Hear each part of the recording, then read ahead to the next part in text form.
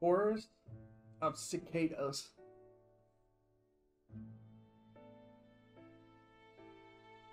This forest is home to a priceless treasure.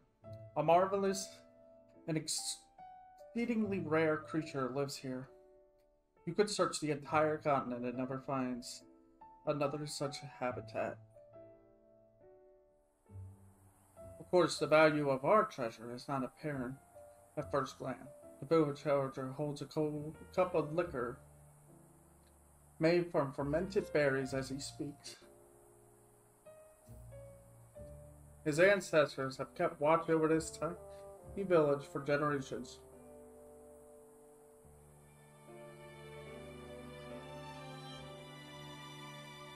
It is summer, and the mass cries of a million cicadas pour down upon the small fort that guards the entrance to the village. The chorus of insects sounds like steady rain. I wonder if you gentlemen understand what I mean. The elder scans a dozen or so powerfully built men gathered at the fort. All of them wear a look of puzzlement. All but one, that is. You said your name is Kime, asked one of the villagers. You seem to know what he's talking about. I nods and pointed upward. It's the cicadas, says. The stir goes through the villagers. With a delighted smile, the elder says, So you know, do you? Far from delighted, the men in armor share suspicious glances. All are mercenaries. They have been hired by the village to protect the forest's treasure. Hey, wait just a second there. Was the voice of one soldier emboldened by the liquor? Are you telling me this treasure we're supposed to protect is just cicadas? What's so special about them? Where? That is true, says the elder, which is why I said the value of our treasure is not obvious at first glance. It sounds just like any cicadas I ever heard. Another of the mercenaries looks with amazement. Yeah, how is this chorus of cicadas different from any other? They sound like the ones in my hometown. The other soldiers laugh and agree with me. Absolutely no difference, says another. The elder and villagers, however, are not amused. They turn to Kime as the elder asks him, Will you help us to protect our treasure? That is what I'm here to do, he replies. Tell me again. Do you really know the meaning of the treasure this far? I do. Then let me ask you this. Do you know when this summer's battle will bear fruit? And sips up of his liquor, releasing a long, slow breath, and says, In 75 years, we're fighting for the summer 75 years from now. Is that what you mean? First, go through the group of villagers. The elder, with a great look of satisfaction, Leon refills Kime's cup. To the stunned mercenaries, the elder says, We have protected our cicada chorus generation after generations.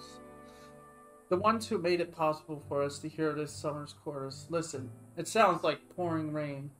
Are the villagers who were grown up men 75 years ago when I was just a boy? The chorus that shook the forest last summer that was protected 76 years ago.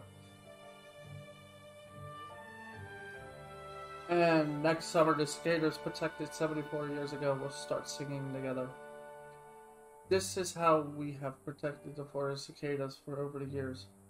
Do the gentlemen now see how much it means to us? It is a matter of simple arithmetic. After the eggs are buried in the ground, the cicadas that live in the forest spend 75 long years in the larval stage. At last, in the summer of their 75th year, they become mature insects, come out of the ground, and sing like mad in the treetops. For the short week or two they remain alive. Just before they die, they come down from the trees, mate, and bury their eggs in the ground. The new crop of eggs then spend another 75 years in the earth. repeating the cycle. The fact that we could hear the cicadas' chorus this summer means only one thing, that the forest was at peace 75 years ago. Similarly, if the forest remains at peace this summer, the villagers will be able to hear the chorus 75 years from now. We have used what little money we have to pay you gentlemen to assemble here for this, to make the stars resound with the cicada chorus in 75 years. All the mercenaries but Kaim openly show their disappointment. Wait just a second now. We're straight. You mean to say we're supposed to risk our lives to protect a bunch of bugs? And even supposing we succeed in what we risk our lives for now, the result will show for his letter 55 years? That is precisely what I mean. Oh man, you must be kidding. If it were money or valuables, that would be one thing, but we might lose our lives here. And for what? Bugs? Well, you are mercenaries after all. Okay, now I'm gonna ask one last time.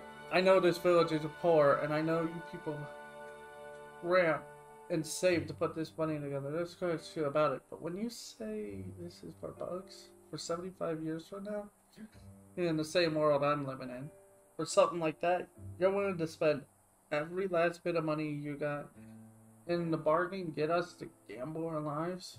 Isn't that the life of a mercenary? You're not supposed to question it. You say?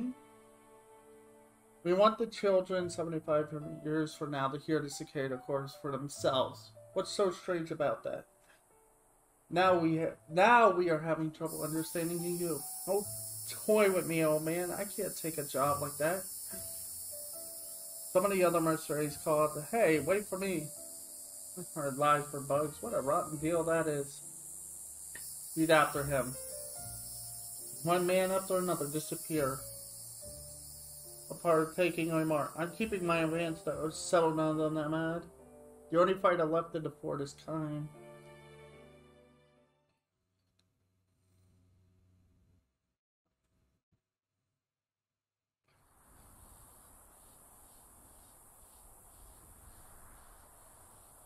The downpour of cicadas' cries continue unabated. The whole forest sounds like one gigantic creature. One young man is working the lookout post at the fort in place of the parted mercenaries. He asked his kind, "Are you alright with this?" "I'm fine. I knew what I was getting myself into. I heard after they left. I heard after they left. Those men are a bad bunch. It's true. They're really in it for what they call get after the job is done. They're fine until they finish protecting the village from the enemy. Then they start asking for bonuses.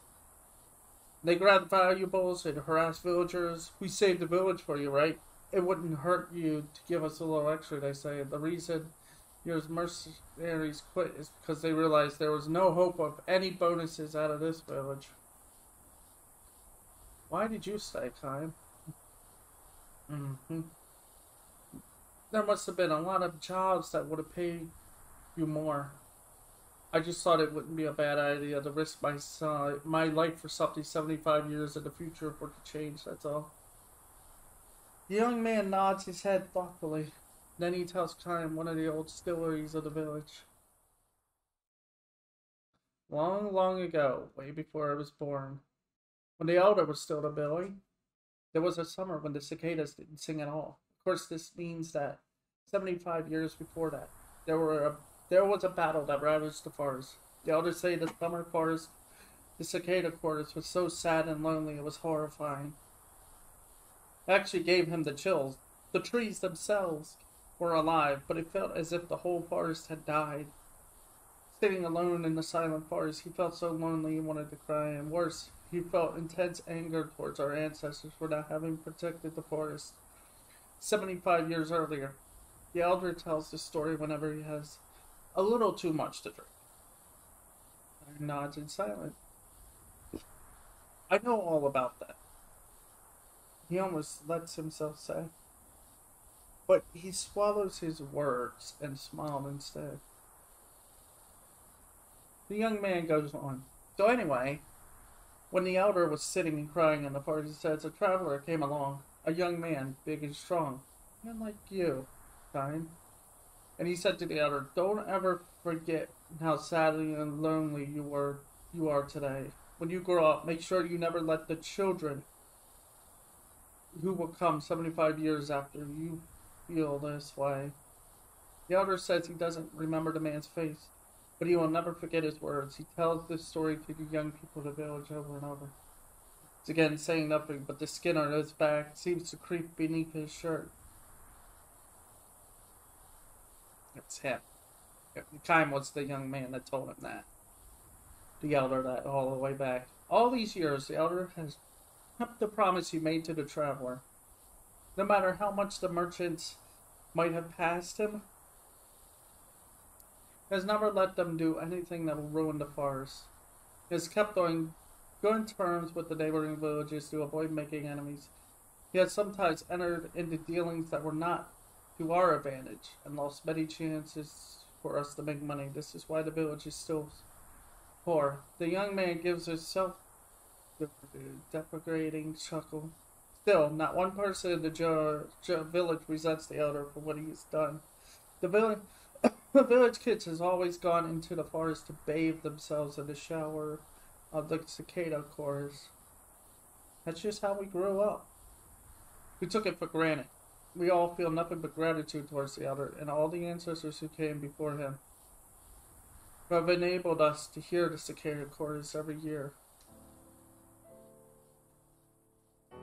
Nothing in reply, but he begins to savor the creeping feeling across his back. He brings to mind the face of that young boy he met so long ago, more than 80 years ago. Told you. You can kind of figure out where these stories are going and how they're structured. Why aren't the cicadas singing? The boy sobbed. Why is there not even one cicada this year? Just burned down the forest back then. But he had a gleam in his eye. And that same gleam, hidden by wrinkles, still resides in the eyes of the elder, passed down from one generation to the next. It is there in the eyes of the young man guarding the fort with Kime. This is the very reason that Kime is here. Now the village, which has kept peace for so many years, is about to be attacked. The neighboring country is expanding its power. Its army has violated the border and is heading this way. The prospects for victory are slim. The elder says, if you can get us through the summer, that is all we need. As is that you help us prevent them from devastating the forest until the cicadas have planted their eggs. The neighboring country is not likely to show much interest in this poor village, which is merely a pathway for the army marching towards the city beyond the forest. If the village can hold out until the end of summer and surrender with the coming fall, the enemy will probably charge straight through the forest and head to the city. The elder says, and when, after a nice little visit, they leave us, we'll have offered them a parting gift. They can have this worn-out old head of mine.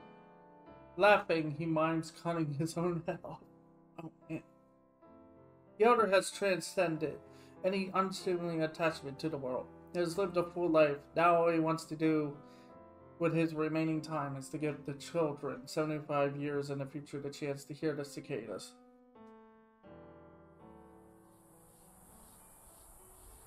Tell me one thing, Kime says to the young man, bringing his sword closer at hand. What's that? When you're grown up, will you be able to bet your life on a future that is still 75 years away? I will.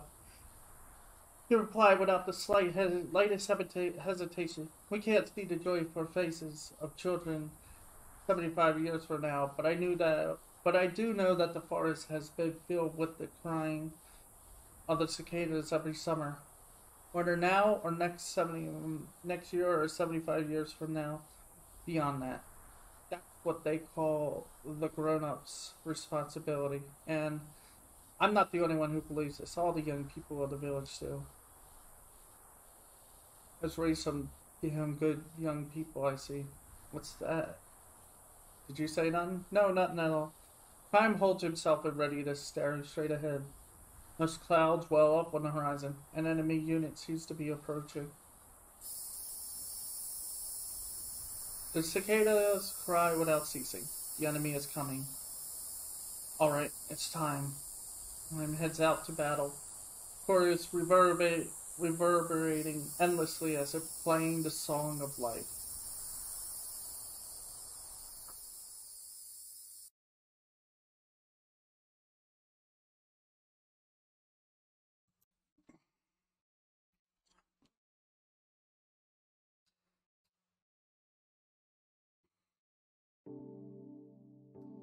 Return Return of the Native.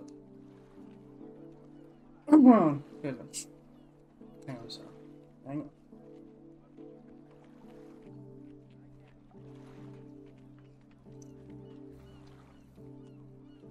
The mother stands by the island's pier, waiting for her son. Her luggage is bigger than she is. Dressed in her finest traveling clothes, she seems hardly able to contain her excitement as she speaks to Kime, who happens to be waiting for the same boat to arrive. I got a letter from him, she says. Almost 30 years have passed since her only son left the island of his birth. There was no words from him in all that time until he recently wrote announcing his successes and his plan to bring her to the mainland. I've been alone ever since I lost my husband, so just to think I might be able to spend the rest of my life with my son, his wife, and my grandchildren. She sold the house she had always lived in and has been waiting for her son to come for her. The letter arrived over a week ago. I wonder why it's taking him so long. The seas are calm. Time arrived here on yesterday's ferry. You mean he's late? I'm asked with a simple surprise. Very. She replies, forcing a smile.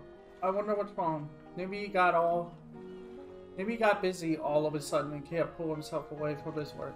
He hasn't written again to explain. He's never bothered with things like that. Not since he was a child. She said, straightening the smile again and glancing towards the horizon.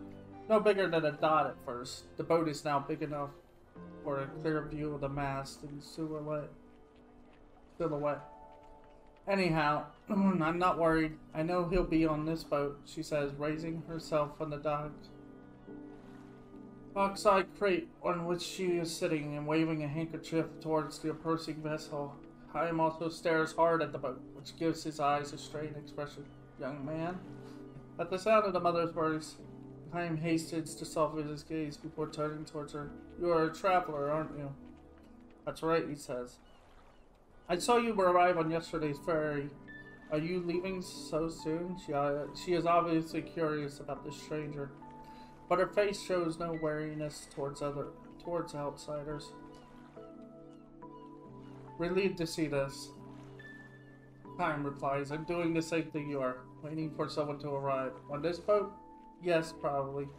You haven't been in touch with this person? No, we haven't agreed on a time. I might be waiting for nothing too. Oh, really?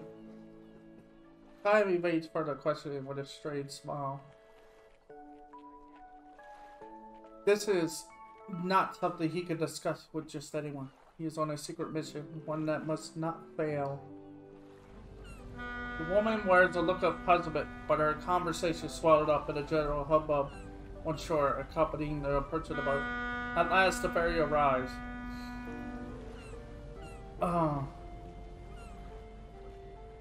One by one, the passengers alight after their half-day trip from the capital on the mainland. Clutching the handkerchief to her breast, the mother scans each of them. There were peddlers who traveled from island to island, hawking their wares, and men who have come to do larger-scale trading.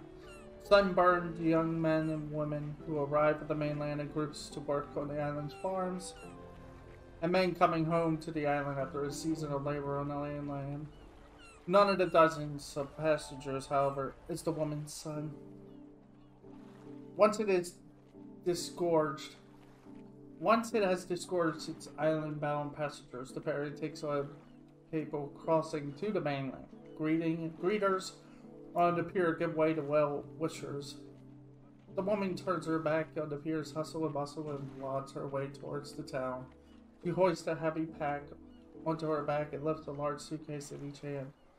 She has taken only a few steps when the pack begins to slide off. Kyle reaches out to keep it from falling. The woman turns with a look of surprise, and when she realizes that Kyle is alone, she asks, So your person didn't come either? Looks that way. With one ferry a day from the mainland, all they can do is wait for tomorrow. Are you going to stay on the island until your friend comes? I might have to.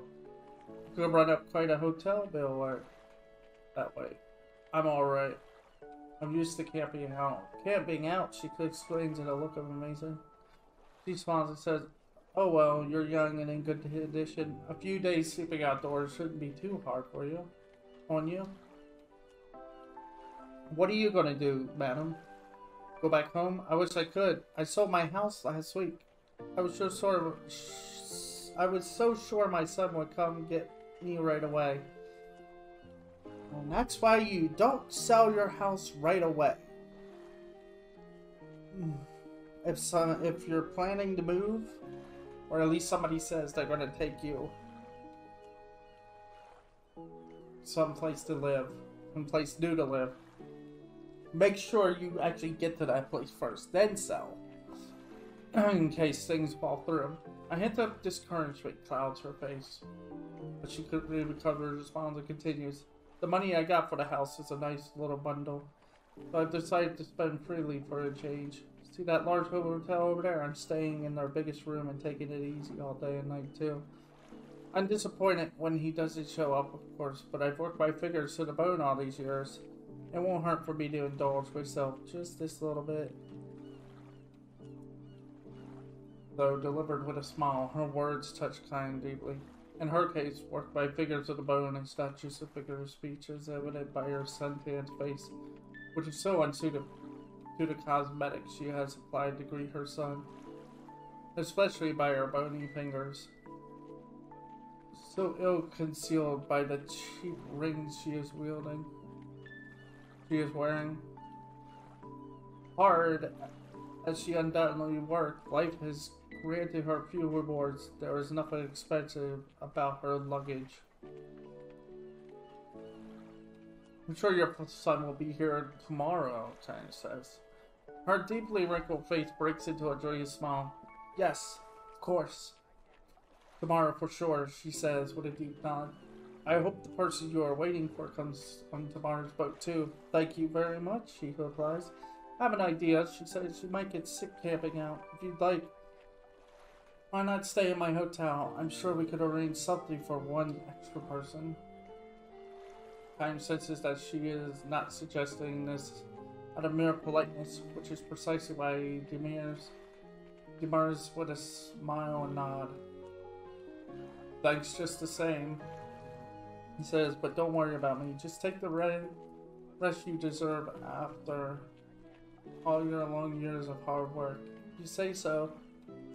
She seems somewhat disappointed, but does not press him to accept. As he watches her trot off towards her hotel alone, all but hidden from view by her huge bundles. Kyan wonders if perhaps she was hoping that his company might ease her concern that her son might not show up after all. Even so, he decides not to chase after her and retract his refusal. He is the wrong man to spend time with.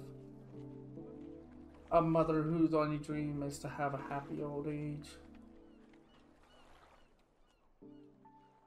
Most likely, when tomorrow's boat arrives, she will finally be reunited with the son that she has longed to see in all these years. The person that Kyan is waiting for will also cross over to the island tomorrow. The mother will shed great tears when her reunion takes place. Kyan, on the other hand, has a bloody job to perform when he encounters the man he's waiting for. Kyan has been hiding him The man is a fugitive, and there is a reward on his head. He's known as the boss of an underworld gang in the capital. He has committed crimes without number: robbery, fraud, extortion, assault, and even murder. To cap his life of crime, he double-crossed his own gang and ran off with a great deal of money. Word reached the gang only a few days ago that the man is headed for this island, the place of his birth, and they hired Kime to take care of him. The fact that they hired Kime means they are ready to have him killed on sight. Well, I have a feeling we know where this story's going. This is going to twist. Kime and the mother meet at the dock again the next day, at the same time, and again the next day, and the next, and the day after that. The ones they are waiting for may have come. A week goes by. The mother switches accommodations from her expensive hotel to the cheap inn frequented by traveling peddlers. Actually, I'm more comfortable in a cheap place like this. She tells Kime with a laugh, but more than likely her money would have run out in the first hotel. Your purse is very late too, she observes. True, who is it? He sidesteps this issue with a strange smile. He can answer a question if he is carrying out his duty. And besides, he feels a tiny premonition.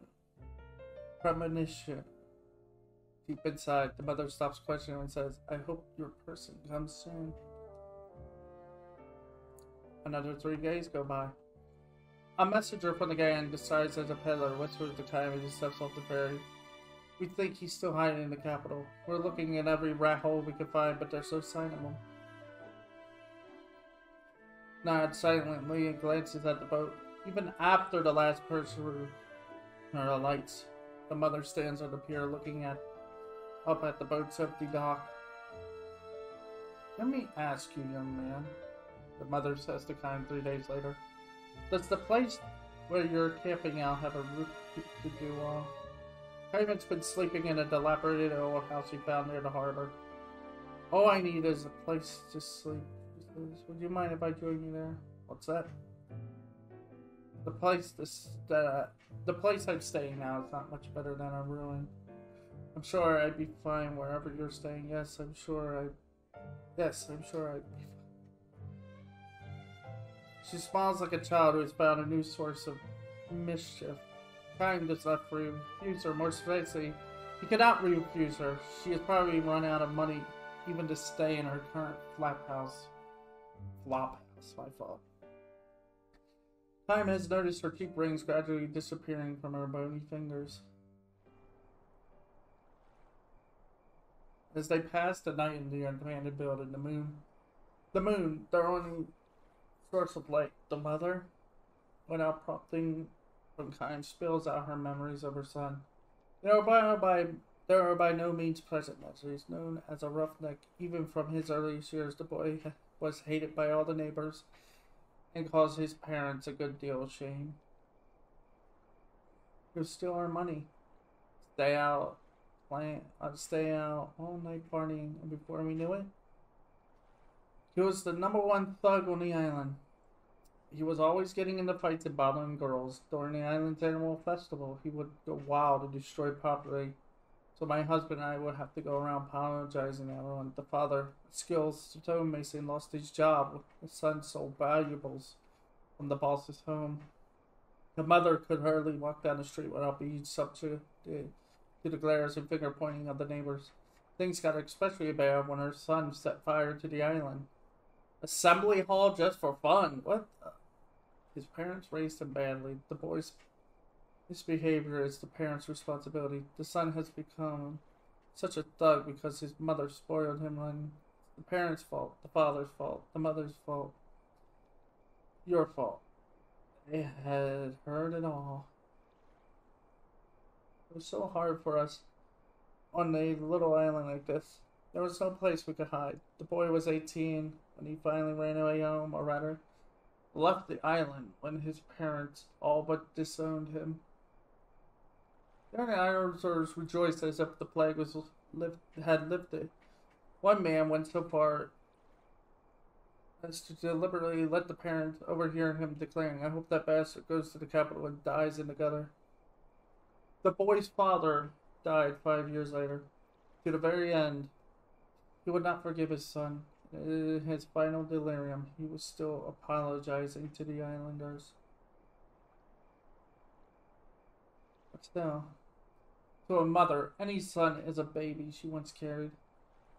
I never heard a word from him, but I went on praying that he would stay healthy in the capital, that he wouldn't catch whatever epidemic was going around, that he wouldn't go and get into fights, but that's just me, I guess.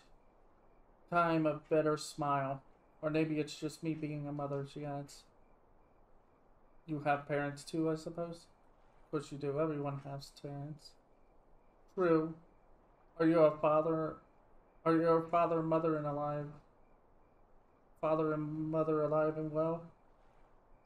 Kyle bows his head in silence. On a journey with no clear beginning and no definable end?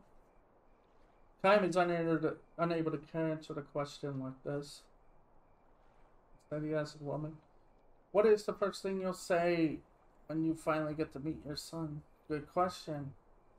Mother, after thinking it over a few minutes, she replies, I won't actually say anything. I think I'll just hug him and say nothing at all. I'll hold him tight and let him know how glad I am he's alive and well. Just supposing, though, gently, if you knew that he had lived a less than exceptional life in the capital too, would you still give him a hug? And first I hug him and then give him a good talking to. He smiles silently, yet kind, and adds, that's what being a parent is all about. There we go. The next morning she runs a high fever. She may have survived the dew, but a night in a dilapidated building is taking a toll on the woman's health. Even so, when it's time for the ferry to rise, she struggles to her feet and heads towards the pier with uncertain steps. Alarmed, to her back, you're in no shape to be going out, he says. Despite his attempts to bring down her fever with cool spring water from the forest, it is as high as ever. Her labored breathing has taken on a consistent rumbling. I have to go, she insists.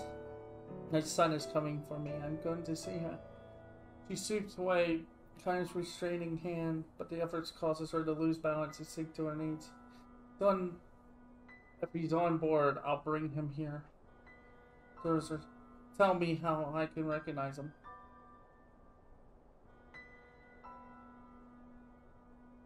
Cradled in Kyle's arms, half delirious with fever, the old woman mutters. On his left cheek, before he left the island, he got in a fight. Somebody cut him. He has a scar. Nods and lowers into a straw mat spread on the ground. He fights back a sigh and closes his eyes momentarily. He stares hard through the small window of the ferry dock. His suspicion was right after all. Sure of it last night. Kyle was given a written description of the man when he took on the assignment for the game. There could be no bell. Scar on left cheek. The ferry is approaching the harbor. The pier is showing signs of activity. And he starts for the door. There's the woman saying, please, don't kill him.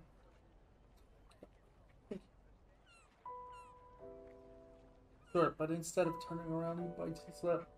I know what he did in the capital, but don't kill him. Please.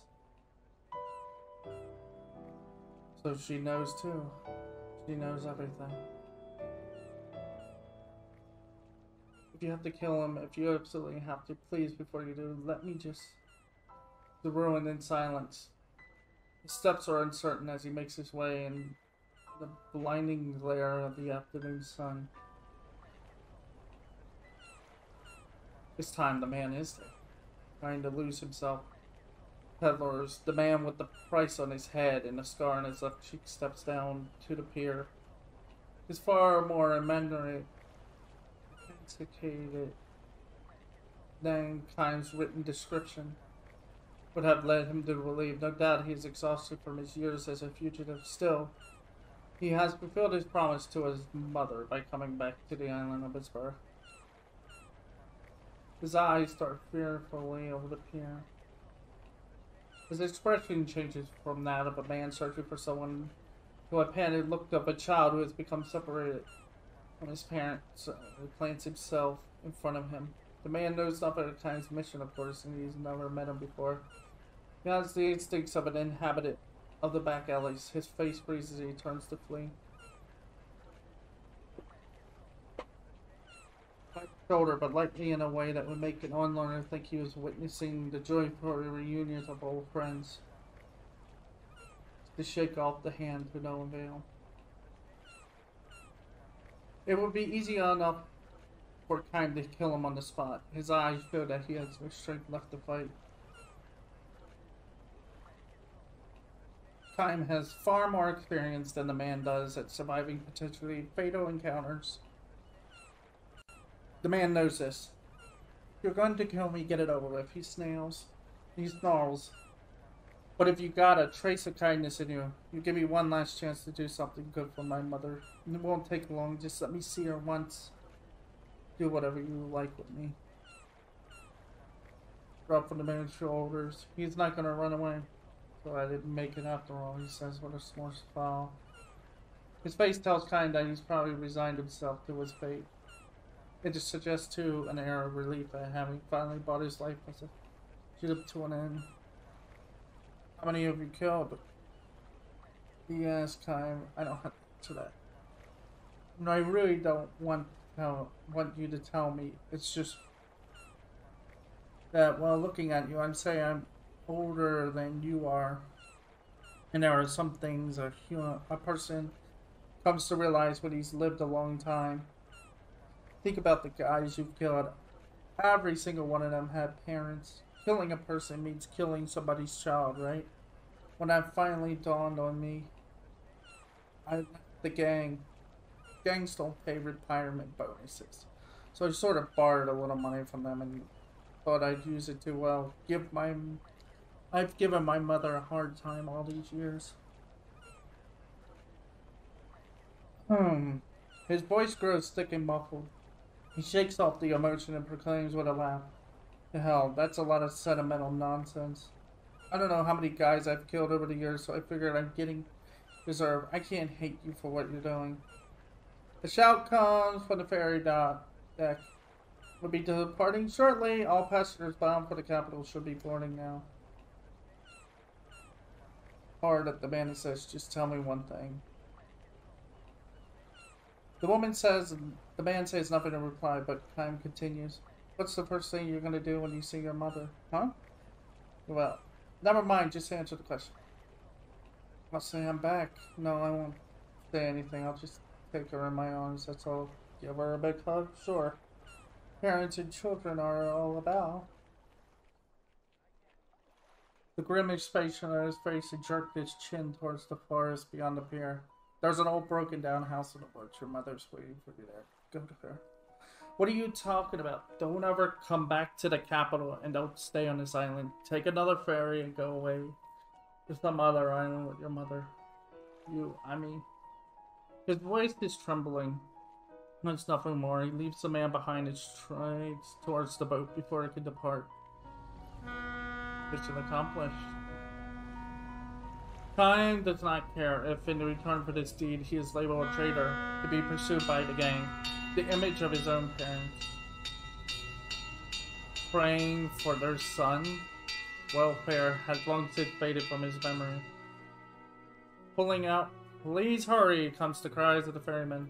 A big gong is ringing, startled by the sounds reverberating between the vast stretch of ocean and the open sky. Brightly colored birds dart from the forest. Large birds and small birds, parents and their young. The larger birds seem almost to be shielding the smaller ones beneath their slowly beating outstretched wings.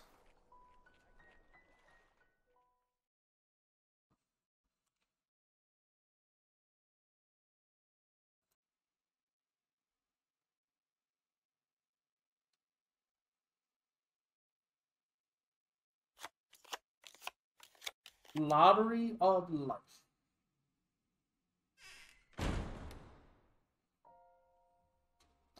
Having kids is like playing the lottery. Jeez. Starting off crazy with this one. That was how the police commissioner put it, with a grim smile inside. He was the man in charge of domestic security. Sometimes you pick a winner and sometimes you pick a loser.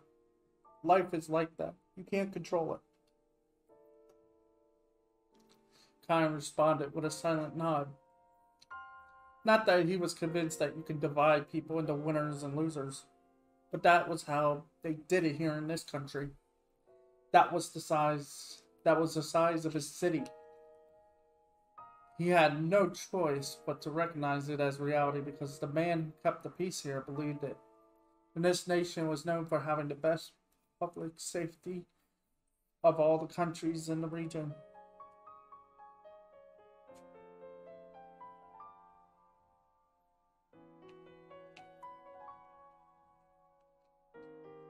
Every kid in there is a loser, he spat out, jerking his chin towards the juvenile prison visible from his office window. Built to hold young criminals, this was the largest and most strictly run and most closely guarded prison to be seen in any of the neighboring countries. Its treatment of its young inmates was also the harshest. You're a foreigner, kind, so you may not approve. But we have our own way of doing things, I see, Kind says. Losers are losers. There's nothing you can do to make losers into winners. It's never going to happen. Far from it. If you coddle losers, they just turn into bigger losers and give the decent people a lot of trouble. See what I mean? That's one way of looking at things. Kind's deliberate irony was lost on the complete police commissioner. No, it's the only way if you're going to have a safe, peaceful country, he declared. And we'll expect you to abide by this view, too. More to say to him. If he was insist on confronting the police commissioner, he might be seen as questioning the authorities, which could land him in the adults' prison. This would be easy enough to bring about for the police commissioner and indeed for anyone in the city-state stood on the side of the powers that be. The commissioner glanced around towards the juvenile prison. They built that place 80 years ago, which is to say the very first building they made when the present political system came into being was a prison to throw young offenders into. Kime knew this. For Kime, whose life went on forever, events of 80 years before could well have happened yesterday. 80 years earlier, this country had experienced a coup d'etat. The revolutionary government ruled the people under the military dictatorship and jailed every last person suspected of disturbing the peace and order. The government was especially wary of younger criminals. There's a limit on how serious a kid's crime can be. But let them get away with those, and the next thing you know, they're doing really bad stuff. They might be satisfied with shoplifting at first, but soon they're into burglary, muggings. They start using weapons, and in the end, they think nothing of killing people. You have to nip them in the bud. The kids sent to the prison were fed the absolute minimum to keep them alive. No doctor saw them if they fell sick or were injured.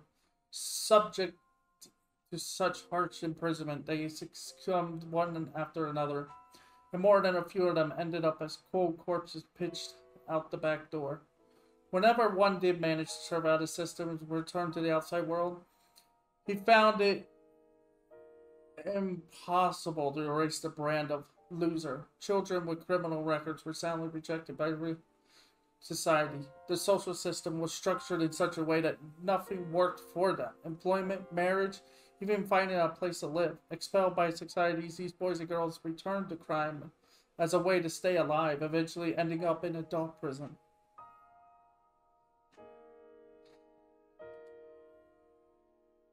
With a bitter smile, the police commissioner said to Kime, "I'm sure this all sounds terrible to an outsider like you." Kime answered with a slight nod. This only served to increase the bitterness of the commissioner's smile. I know what you're thinking, and to tell you the truth, I sometimes think the system is a little too harsh on them too. But you have to realize that we're not just punishing bad kids. We're also holding them up as an example to the good ones. What would they think if they saw the ex-criminals out on the street again, walking along like nothing ever happened? They figured that even if they got their hands dirty and spent a few years in jail, they could just go back to their old lives. That society's punishment is no big deal. That they can get away with murder? We wouldn't want our kids to be like that, would we? So the only thing is for us grown-ups to teach them. Look at those guys. We can say, all it took is one bad deed and your life is over. So you better listen to your parents and teachers and be good. Definitely had a point. Kime was willing to grant him that, but still, the commissioner must have noticed a hint of shadow crossing Kime's face, and he shifted his tone of voice. With bureaucratic convictions, he declared, the authorities have received word that there is going to be a coup. Of course, the military has everything under control, so there's nothing to worry about. They could suppress it right now if they wanted to. They could easily attack the agitators and capture the ringleaders plot. In this case, though, decided to let it get started in order to smoke out every last one of the reactionary elements. According to the government's intelligence, the uprising was scheduled to occur that very night. We are prepared for just about every eventuality, but there's always the possibility of the unexpected. If there were a riot inside the juvenile prison timed to coincide with the rebellion, that could be a real problem. This is why Kime is being hired as a temporary prison guard, a bodyguard for the state. We're counting on your skills as a seasoned warrior, which is why we're entrusting you with such a major responsibility. We're to live up to our expectations. If you have to resort to violence, we have no problem with that. Whatever you do, it will be for the sake of law and order. It will be in order to protect the happy lives of the decent citizens of our nation. Carry out your duties with complete dedication of body and soul. The commissioner handed Kime a one-page document. It was literally a license to kill. Act without the slightest restraint. All the prison guards have one of these, but still. If you hesitate to impose the ultimate punishment on a single loser, then countless winners among the upstanding citizens will suffer the consequences. You understand, I'm sure. Once a loser, always a loser. Rather than living with such a burden, they themselves might be happier to have them and get it over with. Without Kime accepted the document from the commissioner without comment. That completes our contractual agreement. Now assume your post. With a perfectly straight face, the commissioner cautioned Kime. Just make sure you don't let any foolish compassion get in your way.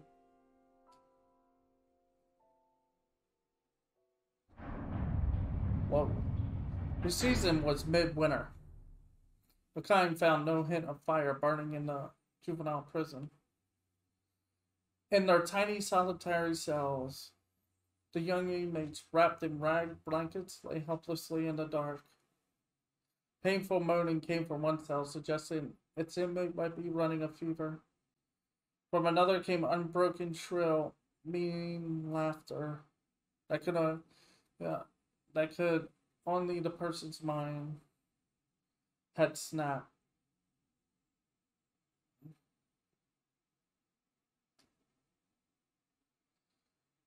What you see is what you get, said the veteran guard, guiding Kime on the first round of inspection. Not one of these faces show any life, so even if something were to happen, these pitiful creatures couldn't do a damn thing. They're losers, alright. They're breathing, but that's about it. Is there really no possibility being rehabilitated and becoming winners? The other guard gave Kime a momentary blank stare and then said with a laughing in a wave, no, none at all. 80 years since the revolution. and the change of generations had replaced virtually all the people from that time. Since coming of age, this prison guard, who had no memory of life before the revolution, had been implanted with the idea that people were either winners or losers, and he surely never doubted it.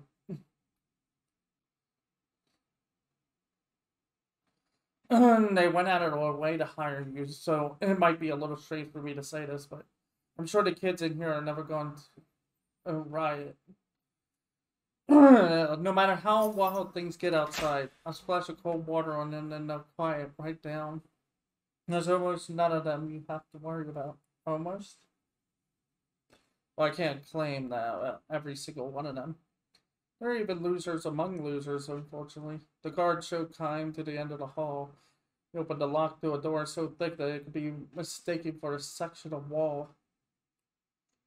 Beyond here are the punishment cells.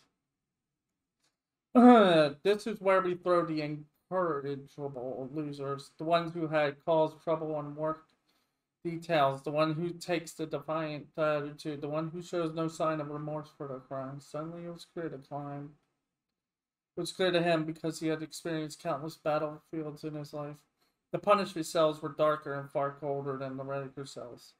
But from the depths of the darkness, from within each individual cell, there emanated a quiet heat that could not from the regular cells. The people in here were alive.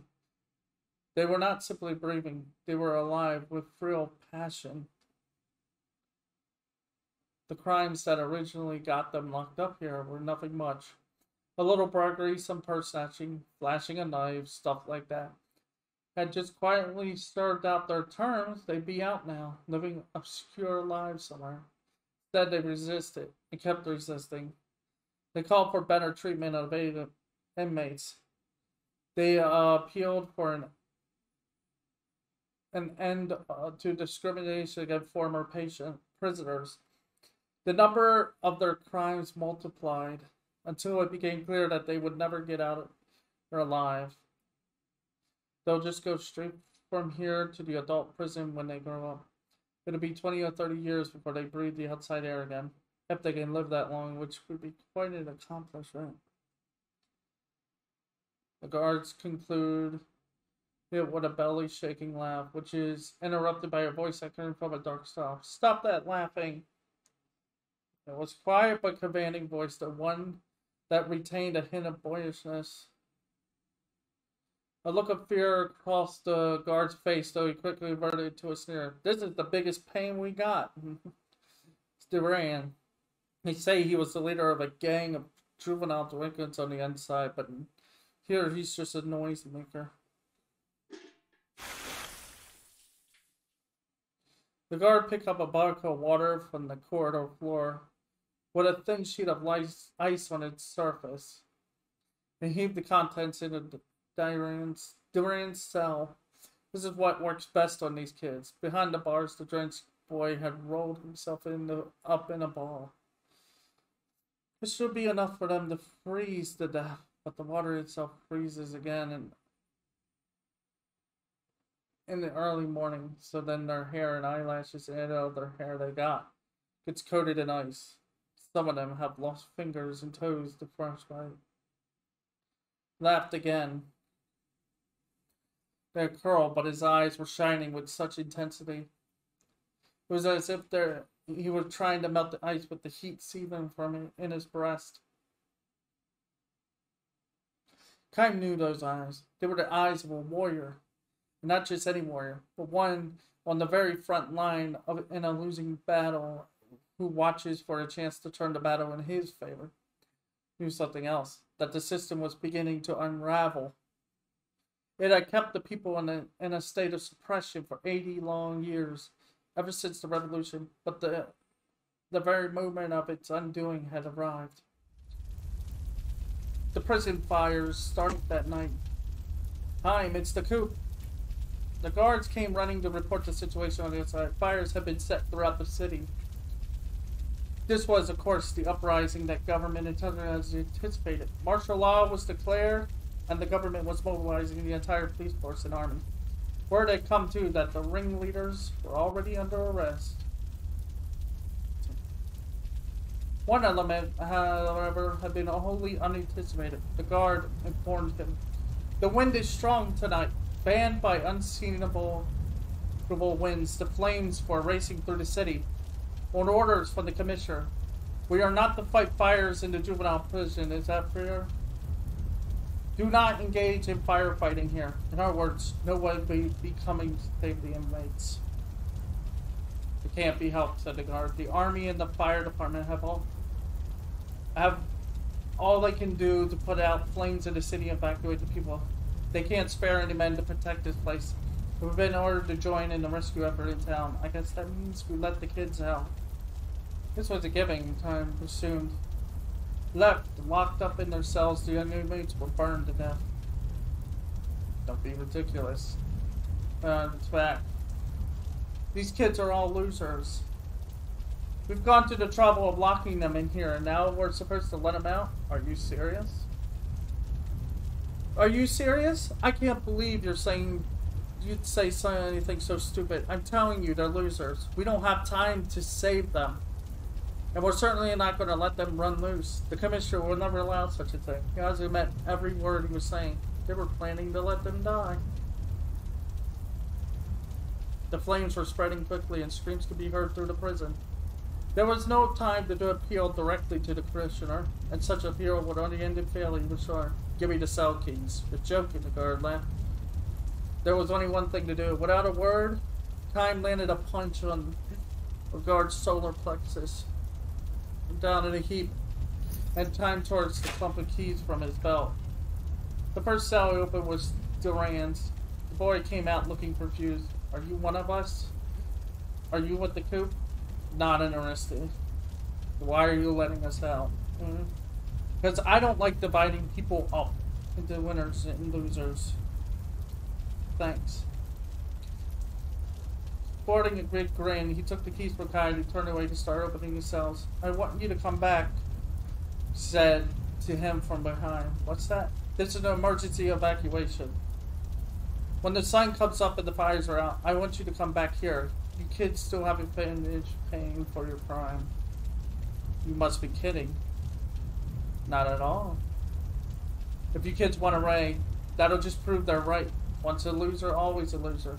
Is that alright with you? Don't you want to show the ones who rule this country that they're wrong, that people can change? But we'll never get another chance like this. This coup is going to fail. You can run around all you want, but they're going to catch you in the end. You'll always be branded a loser. They might even kill you when they catch you. The prison was already surrounded by frames against this bright red backdrop. Duran's eyes still bubbled with the fighting spirit of a warrior. This country's political system can't last much longer. The day will come when you kids can leave the prison with your heads held high. I absolutely believe it. Because I believe that. I don't want to see you die for nothing. The guard up from the floor. Come back after sunrise.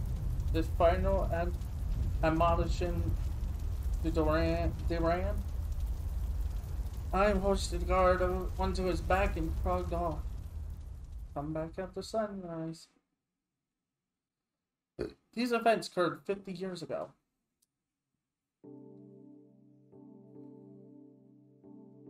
An air of freedom pervades the country now when Time visits 50 years later. True, he does catch glimpses of young, tough, and juvenile delinquents where the night life thrives, but he feels this is just a sign of the free and easy times. An old man calls out to him, Traveler? Are you a traveler? When Kai nods to him, says with a smile, You're in luck. We're having a celebration in the Revolution Square today. I hear the grand old man of the Revolution is going to attend. It'll keep going all night. A celebration. Have fun. I see you're too young to know what happened here in the old days. We had a coup 50 years ago on this very day. The coup itself was put down in one day. But the rebel troops set fire all city, so the rest of us were running around like crazy in all directions. Fanned by the wind, the flames quickly enveloped the whole city, and a lot of the city people were stranded on the sandbar downwind. I was one of them. I had my pregnant wife and baby daughter with me, so I couldn't just dive into the river to escape. Before you knew it, sparks were raining down on the sandbar, and I figured, or we'd all burned to death as soon as the dry grass caught fire. Just as he was giving up hope, he says, a helping hand was extended to them from the most unlikely source. The kids from the juvenile prison came to help us.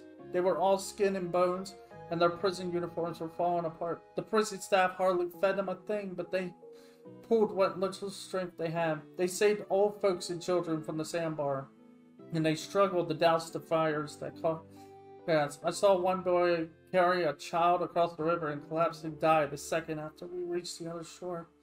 The ones who were fighting grass fires were overcome by the smoke and burned to death.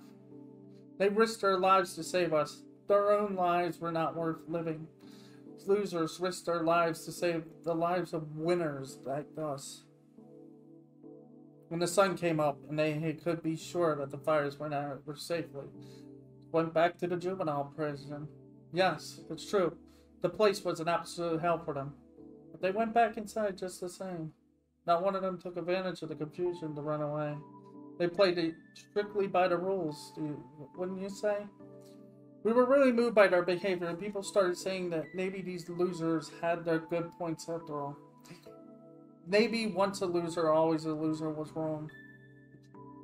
The whispers spread throughout the country, quietly but surely. Soon the view emerged that the treatment of the juvenile prison inmates should be improved. Recently, a widely held view was that society ought to welcome ex-inmates more warmly, paid for their crimes. Finally, the change in attitude towards loser children took a shape of dissatisfaction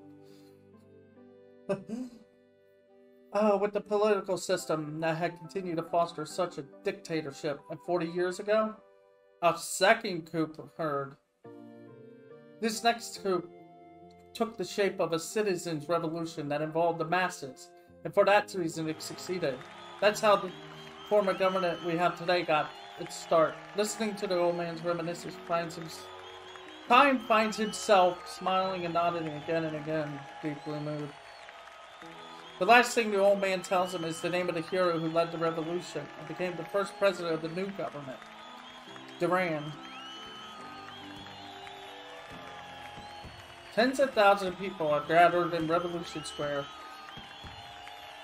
As fireworks were set aloft, a brass band plays the rousing national anthem. The grand old man of the revolution takes to the stage.